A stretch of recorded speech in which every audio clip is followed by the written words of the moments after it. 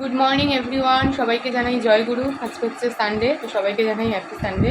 তো সকাল সকাল উঠে আজকে রেডি হয়ে নিয়েছি। কোথায় যাচ্ছি বলো তো? আজকে যাচ্ছি হচ্ছে দক্ষিণেশ্বরে। তো মনা রেডি, মনা স্নান করে রেডি হয়ে নিয়েছে। আমি আর গণেশ হচ্ছে স্নান করিনি, আমরা গঙ্গা স্নান করবো আজকে, তো সেই জন্য আর স্নান করিনি। আর ওখানে ব্যাগ গুছিয়ে নিয়েছি। তো চলো বেরানো যাক। এখন প্রায় বেরিয়ে তো পড়েছি। আর সকালের পরিবেশটা বাইরে এত সুন্দর লাগে যে কি বলবো। এখনও অবধি কিন্তু সেভাবে রোদ ওঠেনি, বেশ বাইরে একটা ঠান্ডা ঠান্ডা ভাব লাগছে।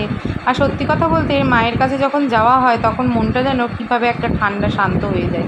তবে দক্ষিণেশ্বর ঢুকতে ঢুকতেই কিন্তু দেখছি রোদ উঠে গেছে। আর এখন এত সকালে এসেও দেখছি প্রচুর ভিড়। আমরা ওই ধরো 5:30 নাগাদ বাড়ি থেকে বেরিয়েছি, আর 6টার মধ্যে কিন্তু আমরা দক্ষিণেশ্বরে পৌঁছেও গেছি। বাড়ি থেকে তো আমাদের খুব বেশি আসতে সময় লাগে না, 30 মিনিট মতনই সময় লেগেছে। তারপর গাড়িটাকে পার্কিং করে দেখো আমরা এবার ঢুকবো মন্দিরের ভেতরে।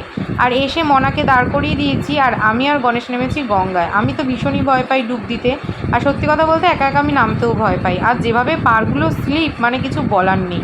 তো যাই হোক, গণেশের হাত ধরেই কিন্তু ডুব দিতে হবে, না হলে তো আমার অবস্থা খারাপ। যতই গঙ্গা স্নান করতে ইচ্ছে করুক না কেন, মানে কেউ সাথে না গেলে কিন্তু সেই স্নান করা আমার পক্ষে একা সম্ভব নয়। এদিকে গণেশ কিন্তু বেশ একা একা বেশ ভালো করে ডুব টুব দিয়ে নিল, আর আমি আগে ডুব দিয়ে উপরে উঠে চলে এসেছিলাম। তারপর ড্রেস চেঞ্জ করার পালা এবার। তো ড্রেস চেঞ্জ করে নিয়ে একদম চুল টুল আসতে রেডি হয়ে নিলাম। এবার কিন্তু যাব মন্দিরের ভেতরে।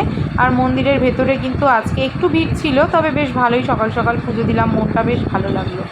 তোমাদের বাড়ি থেকে কত দূরে দক্ষিণেশ্বর মন্দির অবশ্যই জানিও, যারা যেখান থেকে ভিডিও দেখছো।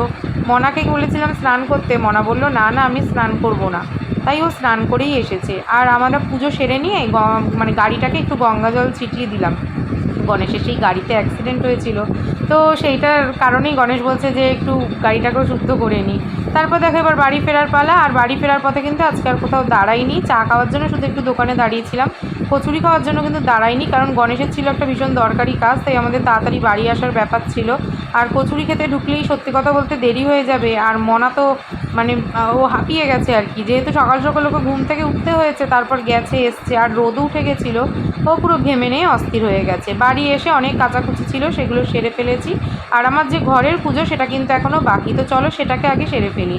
ওদিকে মনা চলে গেছে হচ্ছে মার বাড়ি, ওখান থেকে একদম মার বাড়ি গেছে। আজকে যেহেতু সকালে ওর পড়া ছিল না, সানডে সকাল করে মনার পড়া থাকে, আজকে ওর পড়ার স্যার ছুটি দিয়েছে বলেই কিন্তু দক্ষিণেশ্বরটা যেতে পারলাম। আর সবার আগে খেলাম হলো গ্যাসের ওষুধ, কারণ এই গ্যাসের ওষুধটা আজকে না খেলে হবে না। প্রচণ্ড কষ্ট হচ্ছে, একটুখানি বসে নিয়ে তারপর যাব হচ্ছে সকালে রান্নাবান্নাগুলো এবার সেরে ফেলতে। চলো আজকের মতন টাটা, দেখা হচ্ছে নতুন ভিডিও।